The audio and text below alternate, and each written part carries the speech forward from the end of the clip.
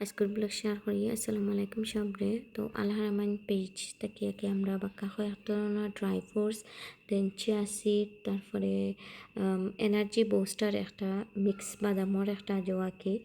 তো first of all আগে দেখাই মধুটা খুবই লাগে, একটু ভালো লাগছে দেখতেও, খুবই ফ্রেশ মনে হয়েছে।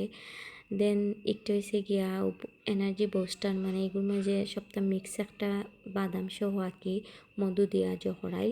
তারপরে এগুন ড্রাই, সো এগুন আসলে ডায়েটর লাগি একবারে পারফেক্ট।